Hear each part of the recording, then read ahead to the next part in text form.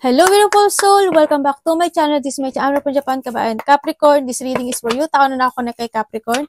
Tatandaan nyo, palagi tayong vice versa, ha? Baka hindi mo to energy ng kapartner mo. Tingnan natin ang hidden secret oracle ng relasyong ito. Palay dalawa. Ano bang hidden? Depletion, drain, long journey, ghosting. Okay, iba sa inyo talaga nagkaroon ng ghosting, ano? O pila na lang nawala yung isa sa inyo, no? O kaya naman kung magkasama, hindi yung depletion din, tsaka hindi yung drain, no? Iba naman sa inyo, maaring kung magkasama kayo nitong tao na to, or handun yung parang, handun lang kayo. Sabay kayo. Parang, pagka alam mo yung parang ghost, diba? O, lakad ka, lakad din siya. Ganon. Yung kanya-kanya. Ganon. Yung iba dito, maaring ginost ka nito. Ganyan. Nagkaroon ng depletion. Ganyan. Nanda-drain. No? So, nakita ko dito. Yun na nangyari sa inyo. Nagkakaroon ng exhaustion and running. Maaring may nag-run. No? May umalis. Nag-ghosting. Kumbaga, nag-invisible siya. Nag-disappear na lang siya bigla. Ikaw or siya. No? So, iba sa inyo, mag-aasawa kayo. Ganun lang. Nakikita naman kayo. Tingnan natin ang message. Tao na ako na kay Capricorn. Ano ang message mo kay Capricorn?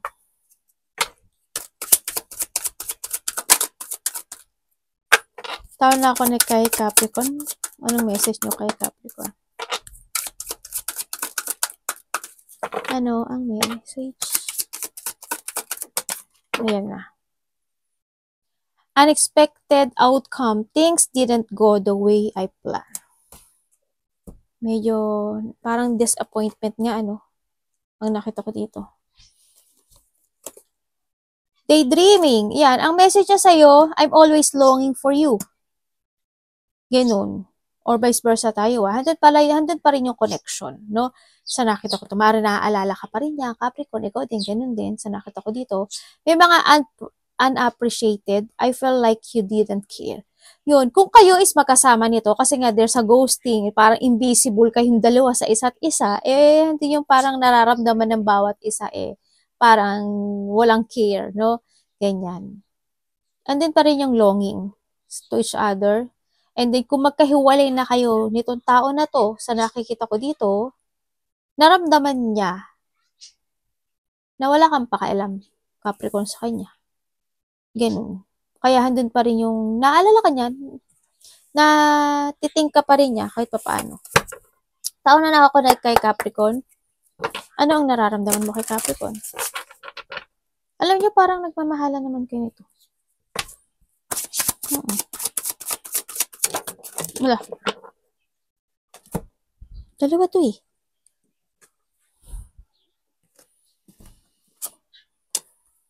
Okay, nararamdaman niya sa'yo. Tingnan natin nararamdaman mo, Capricorn. Capricorn, ang nararamdaman mo sa tao na to?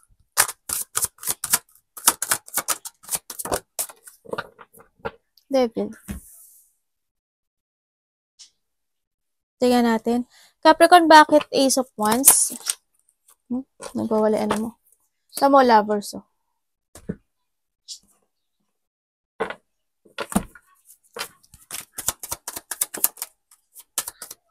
Ano ibig sabihin? Nararamdaman mo sa kanya. Ano yun?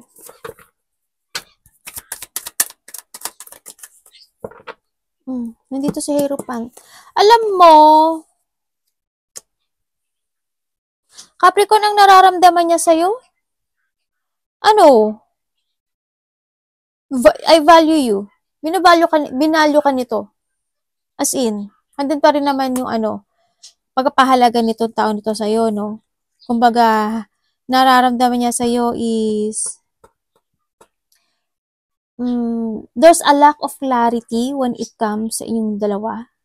Sa nakita ko dito, pero mahalaga ka daw sa kanya. May mga inaalala siya sa'yo or iniisip niya na parang marami kang iniisip, ganyan. Siguro na nararamdaman niya sa'yo parang may lungkot sa'yo, Capricorn, or vice versa tayo. Hindi nyo nagkakaroon ka siguro minsan ng thinking. Parang you are focusing to your work, to stability.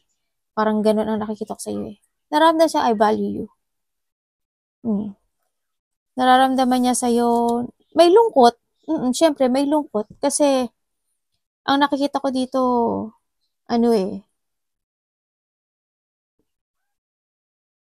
maaring hindi kayo gaano nag-uusap. Tingnan ko nga.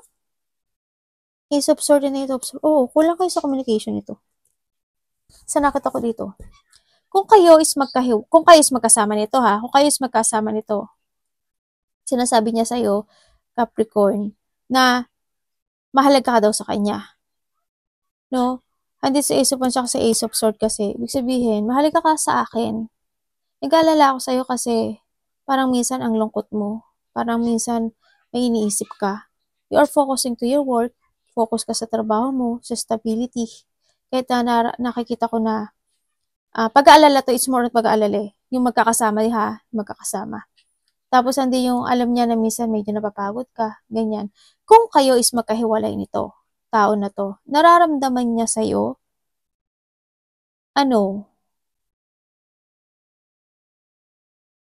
meron kang iba, Capricorn. Yun ang nararamdaman niya. Parang meron ka daw iba. Hindi yung nagkaroon siya naramdaman niya sa'yo, ikaw yung tao na nagbigay sa kanya ng lungkot. Nagkaroon siya ng self-doubt o nagkaroon siya ng doubt sa'yo. Ipinahalagahan ka niya.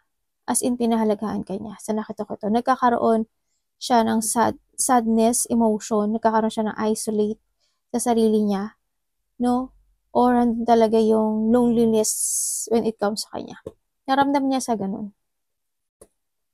A person who give me, nag-ghost talaga. Ganun. Yun ang naramdam niya sa'yo. Parang ginost mo ata to.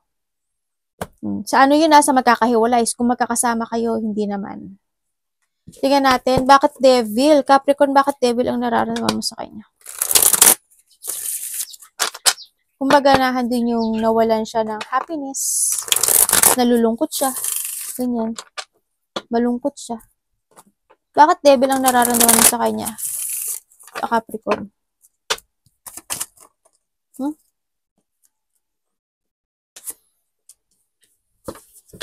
Pwedeng explain mo sa akin.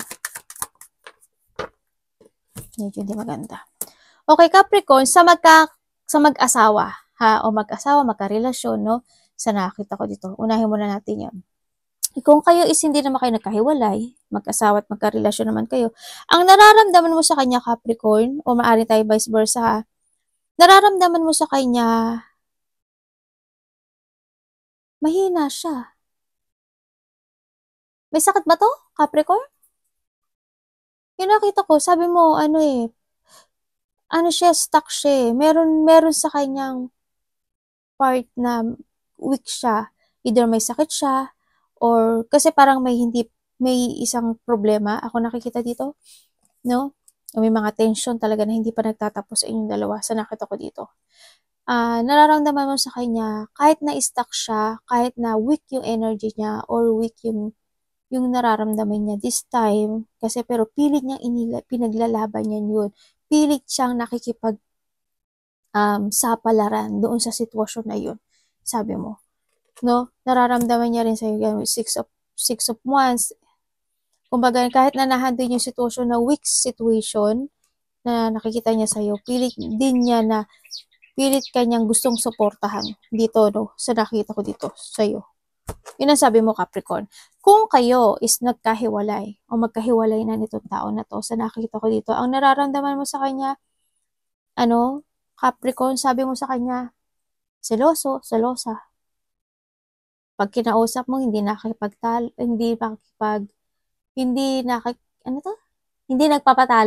Parang ganun. Siguro ipagpapilitan yung gusto niyang sabihin o gusto niyang mangyari, ganyan. And then, siya yung tao na may I don't know if there's a moody, or siguro minsan okay kayo, minsan hindi kayo. Ganun. Nararamdaman mo sa kanya, or vice versa tayo kasi may nakita kong minsan naglalay, minsan parang unfaithful, ganyan. Siguro nga because of the lying, ganyan. Minsan, nakikita ko sa kanya, sabi mo sa kanya, minsan ano siya toxic siya Alam mo yung siya nag-umpisa ng away. Ganun, sabi mo. Or vice versa tayo Yun. Yung siya agad nagiging hot temper. Ganyan. Kumbaga nag-ano agad siya ano agad siya. Na high agad siya doon sa sasabihin niya. Yun ang sabi mo. Yun ang nararamdaman mo sa kanya. Parang naging toxic siya sa'yo. Ganyan. Or you thinking mo sa kanya, kung saan nagkahiwalay ito vice versa tayo, thinking mo sa kanya is a person who is obsessed. Ganyan. Or vice versa. Anak, baba mo na. Dito. Dito. Tingnan natin ang intention niya sa'yo. Tao na ako connect kay Capricorn. Anong intention mo kay Capricorn? Hala.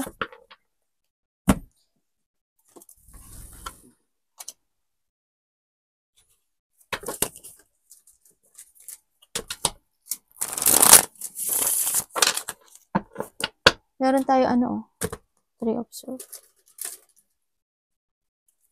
Bakit hermit? Ang intention niya sa'yo. Oh. Ano yun? Anong ibig mo sabihin?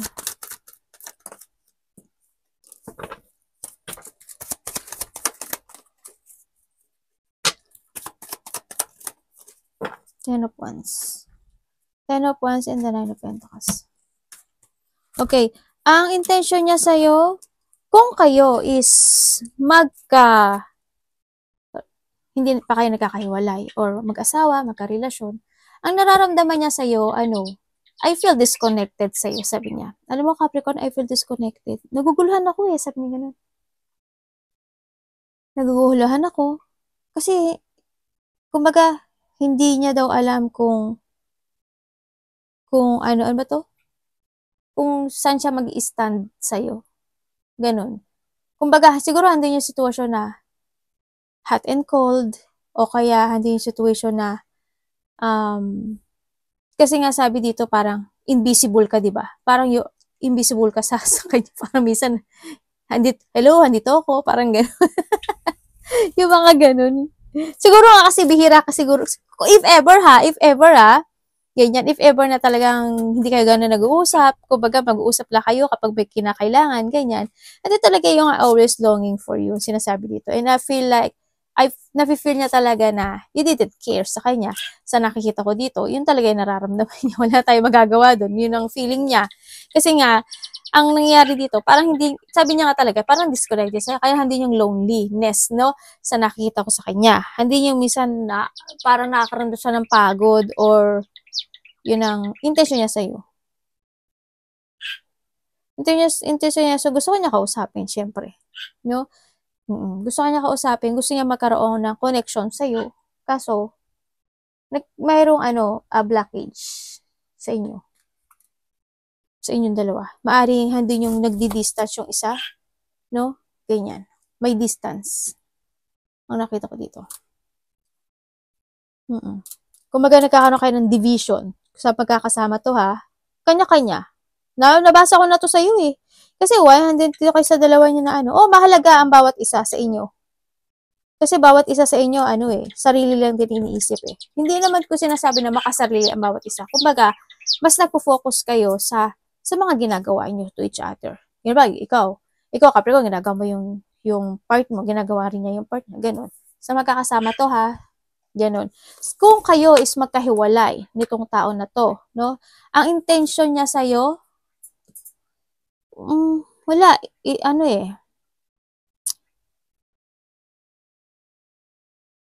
wala. Is to letting you go. Kasi sabi niya dito, toxic ka. Nandito na talaga yung separation, no? Parang hindi yung sitwasyon na maari iba sa inyo, ipinasok kayo dito ang taon to sa sa option, ganyan. Naging third party, or nagkaroon ng third party, yun nakita ko. Kaya nakita ko na dito, handito na rin yung pag-let go o pag-leave behind o withdraw ka na nitong taon to. Intention niya is to leaving you behind and withdraw. Ganyan. And ando na yung tuloy na din siyang nakapag-separate. Ganyan. Pero hindi ko naman masasabi na hindi ka pa niya naisip kasi nakita ko naiisip ka pa niya. Sa mga magkakahiwalay ito, ha. Ni-explain ko naman para hindi kayo maligaw. Tingnan natin ang action niya sa'yo. Capricorn, tao na nakakonect kay Capricorn. Anong action mo kay Capricorn? Ay, ano ba yan?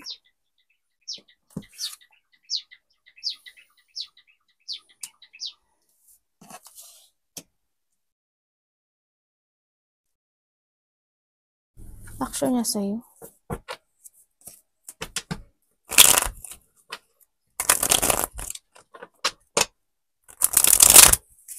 Tingnan natin. Ano ibig mo sabihin?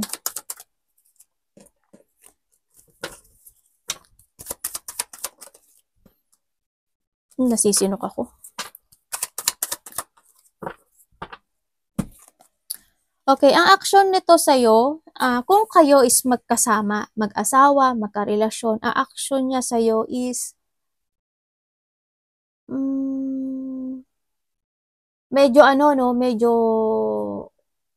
hindi siya stable ang action na to sa nakita ko dito kasi maaaring itong tao na to is busy siya or ikaw ang busy, Capricorn, ganyan. Nandun yung pagkakaroon ng busy type, pero nag-uusap naman. Ang sinasabi nito is, I need you. Siyempre. Kailangan kita. Kahit na minsan hindi tayo nagmamatch, kahit na minsan hindi tayo, kumbaga imbalance, kahit na minsan na may chaos or I feel not stable to commit sa'yo, hanggang pa rin naman na na I need you pa rin naman ang sinasabi niya dito. Hanggang yung lungkot, siyempre, may kakaroon siya ng lungkot. And then also, may nasa, may nasa, napalahabi ko basa yung sing-sing ko. I need you daw. Minsan kasi medyo may drama effect dito. Hindi ko alam, siguro dahil sa lungkot, dahil sa depression, o dahil sa stress, o dahil sa namimiss kanya, ganyan. Siguro ganun. Kasi sabi niya, di ba sabi niya dito, I felt like you didn't care. Tapos I'm always longing for you, di ba? Kaya yung nararamdaman niya. Iba dito, siguro pa kayo nito.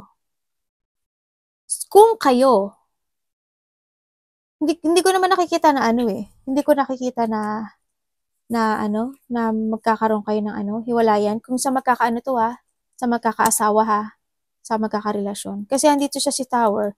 Kasi why? It's not stable. Pero nandito kayo sa forever. Or kasi andito si Lover, so ganyan. Kahit na minsan hindi kayo nagtatalo kayo o kaya nagkaroon na ng pag-aaway o kaya kung magkahiwalay man kayo pero ganun pa rin, nagkakaroon pa rin ng connection no? So nakita ko dito. Iba dito maaring dalawa ang anak, dalawa ang anak, no? So nakita ko dito. Nandun pa rin naman kayo sa for better, for worse. Till death do us part. Kaya sa nakita ko, kung kayo is magkahiwalay nitong tao na to, no, ang action niya sa'yo,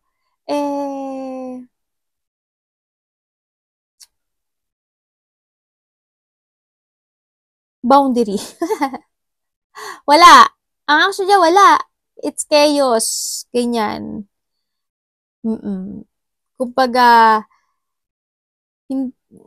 pa rin siya, maaaring tinitingnan pa rin ni Capricorn. Maaaring tinitingnan pa rin ito yung tao nito, yung social media, Facebook, kung meron ka man, Instagram, kung ano yung social media na meron ka. O kaya, maaaring tinitingnan niya pa rin niya yung mga pictures nyo, yung mga memories nyo, ganyan. Andun pa rin siya. Kung action niya, wala. May boundary siya sa'yo. Pero, still, spying or watching pa rin siya sa'yo. Kasi andun pa rin yung emotions, andun pa rin yung lungkot, andun pa rin yung medyo may drama ako nakikita. Wala sa action Yun lang. Naalala ko lang yun. Baka ito yun. Pero hindi ko pa nakita yung action niya. Medyo naguguluhan pa kasi siya. Ano ang blind spot na connection ito? Mara ikaw ito, Capricorn, or siya. Page of Sword.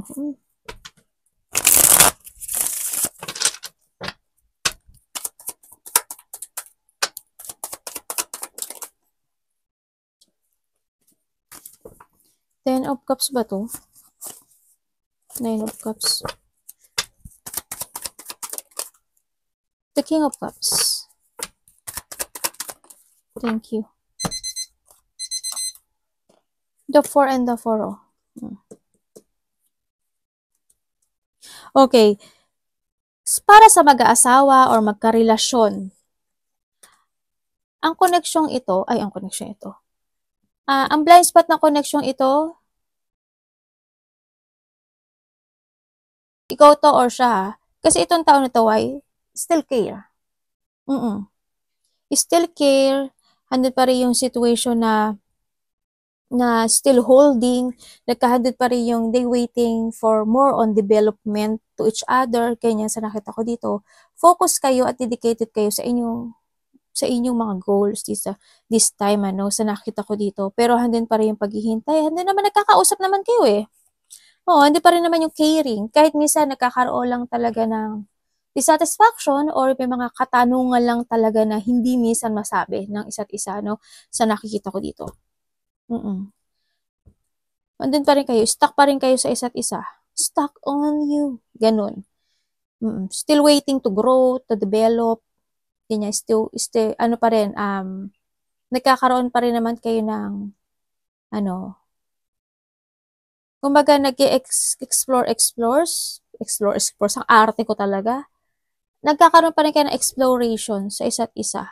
Kumbaga, ina-explore niya yung sarili, si Capricorn, ina-explore niya yung sarili niya, sa talento niya, o kaya sa mga ginagawa niya, ikaw din, ganun. Siya din, ganun.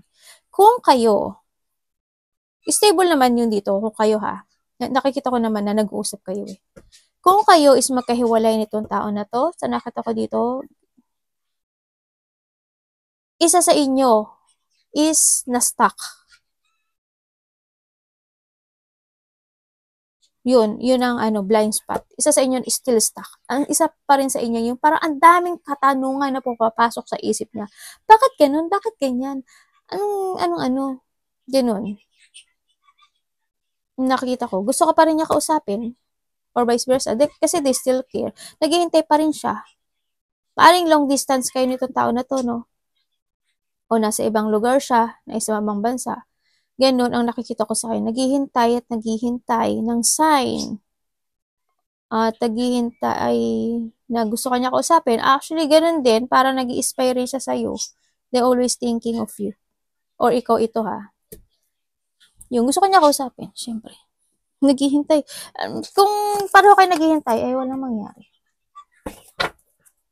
Or maaring sa iba dito is nagkaroon na talaga ng rejection to each other, pero ang nakikita ko ay andun pa rin yung caring. Alam mo yun? Nakikare pa rin. Kasi naiisip pa rin nitong tao na to, ikaw, or vice versa. Anong outcome? King of Swords. King of Swords and the Magician.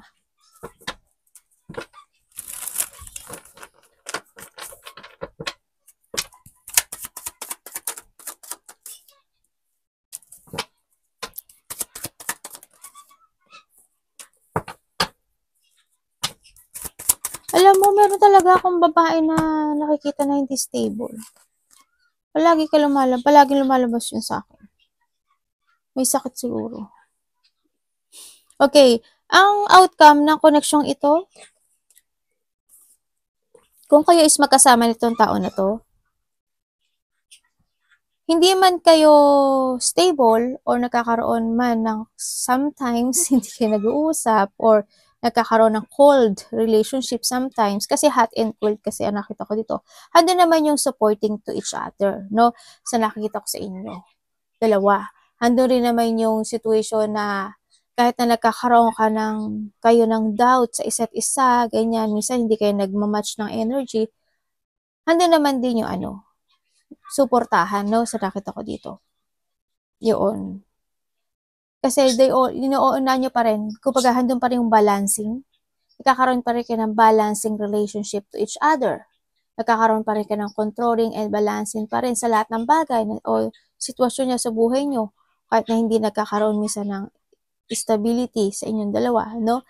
Sa nakikita ko dito. Kumbaga, bawat isa sa inyo, nagkakaroon kayo ng limitation at bawat isa ay nagkakaroon ng boundary, no? Sa nakikita ko dito. Ganun. Pero okay naman. no? Kasi ginagawa niyo naman yung iyong bawat isa yun yung mga goals niyo. Kung kayo is magkahiwalay nitong tao na 'to, no, o wala na talaga, ang nakita ko sa inyo is ang outcome nitong sitwasyon na 'to, maaaring yung isa is cold kasi yung isang tao, eh. Maaaring yung isa, nag-i-start na ng new beginning sa buhay niya at yung isa naman ay nahadan pa rin sa paghihintay kung i-e-end ka na niya or hindi. Yun ang nakikita ko. Mayroon pa ring doubt. May paghihintay, may doubt na hindi niya pa, you don't know how to proceed. Kung mag-action na ba o hindi, or magde-deciding to stay siya, or mag-go na talaga siya. Nandun siya sa dalawang path na pinag-iisipan. No? So, nakita ko dito. Tingnan natin ang advice. Universe, ano pong advice nyo kay Capricorn?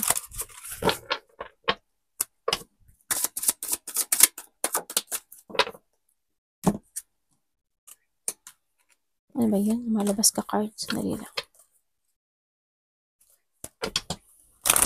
Bakit po ang advice is ito?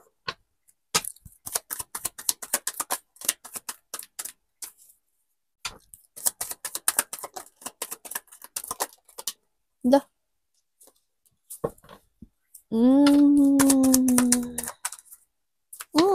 Okay. Very good. Ang ganda ng advice niya sa'yo. Oh. Okay. Ang advice sa'yo, Capricorn, ang sabi dito, gawin mo lang daw yung mga plano mo. Ganyan. Mag-forward ka lang sa mga plano mo. Ganyan. Huwag kang malito sa tatahakin mong direksyon.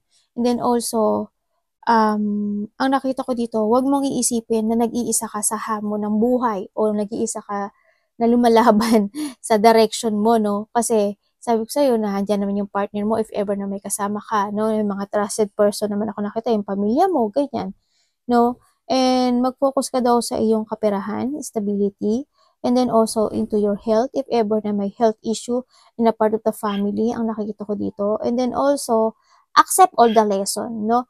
Ang sinasabi rin dito. Kung may mga sitwasyon na malabo pa sa tubig na kulay kulay brown, i-accept mo daw na yung lesson na ma-learn mo yung lesson na na-learn mo in the past. Ganun.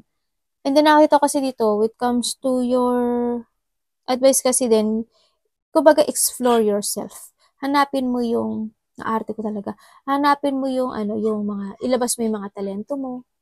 Mag-try ka na mag-try. Ganyan. Mag-try ka lang na mag-try.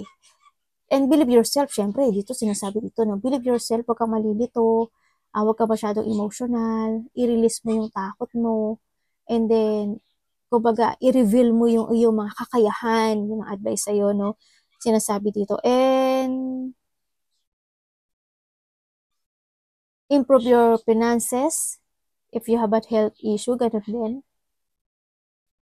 Kumbaga, accept all the lesson, lakas ng loob, tibay ng loob, katatagan, and focus. Ganun. Tsaka, maganda gano'n mo isip ng isip. Ganun. Try to make it balance, tsaka ano ba to? Ano ba yun? Nakalimutan ko. Tsaka magtulog ka. Baka, hindi ko alam kung night shift ka o ano. Kung kulang ka sa tulog, magtulog ka raw. Anong energy ni Capricorn? Ay, ano yun? Kailangan nasa na yun? Tumatapon? Alalala. Energy mo ito, oh. Bakit? Anong, para saan? Anong ibig sabihin? Ang dami ko ng tanong no? Bakit? Ano ibig sabihin?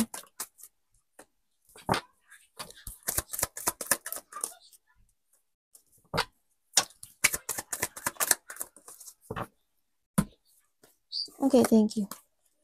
Okay, ang energy mo, Capricorn, ang sinasabi dito, meron ka daw mga lungkot or na din yung frustration. Mapoprostrate ka sa isang sitwasyon o mapipressure ka, ganyan. May mga pressure, maaaring iba sa inyo sa trabaho, sa love life, o may mga sitwasyon na hindi ka makokontento, pero kailangan, kumbaga may mga gusto kang ma-fulfill, ba? May gusto kang ma-fulfill, pero pipilitin mo yun, ganyan. May mga situation na makakaramdam ka ng pagka-drain, you feel empty, you feel sadness, lungkot talaga as in, no? May mga situation daw na, I hope walang bad news, no? Ganyan. Siyempre kapag may baka unhappy ka, medyo bad news na rin yung tingin mo dun, di ba? Ganun. May mga sitwasyon na magkakaroon ka na ng limitation into your life o yung mga gagawin mong sitwasyon, ganyan. May mga sitwasyon na hindi siya ma-fulfill, hindi siya ma-achieve. Yun ang nakikita ko dito. May mga sitwasyon ka na magiging weak ka. Ganyan. Mapanghihinaan ka ng loob, mapanghihinaan ka ng situation. Yan. May lungkot eh. Pero, pilit, keep moving lang daw. Sabi ito, keep moving to reach your goal. Tsaka wag ka daw panghinaan ng loob. And then, kumbaga challenge kasi yun sa'yo eh, no? Sa nakita ko ito. Kailangan sa'yo is to take it action, to move forward, motivation, at you need to be aware, no? Aware, lalo na when it comes to kaperahan, maging aware ka doon, di ba? Sa sarili mo, sa health issue mo, maging aware ka rin doon. Kumbaga, maging aware ka at huwag kang hihinto na hindi mo makamit yung goal mo this time. Kasi nagiging weak kasi yung nakikita ko dito eh. Weak kasi yung ano mo. Siguro may mga, halimbawa, na-fail ka dito sa sitwasyon na isa, parang mapanghihinaan ka na rin sa pangalawa. Ganun. Huwag daw ganun. Kung may, yung mga failure kasi natin na sitwasyon, yung mga hindi natin na-achieve, ano yun eh? Yun yung nagbibigay sa atin dapat ng lakas ng loob. Para magiging hungry tayo. Ay, next time, kailangan kong dagdagan yung strategy ko para makamit ko talaga siya. Kailangan bigay ko yung effort ko para ma-achieve ko na siya, ma-fulfill ko na siya. Ibig sabihin, kulang pa yung sincerity mo doon, tsaka yung effort mo doon sa bagay na yun. Kaya hindi mo siya na-achieve, di ba? Yung mga ganun. Para naging panatag ka siguro. Yung the next time, ganun ang gawin mo. Sana walang malaking bad news. Ganun. Arigatou naman si Cadence.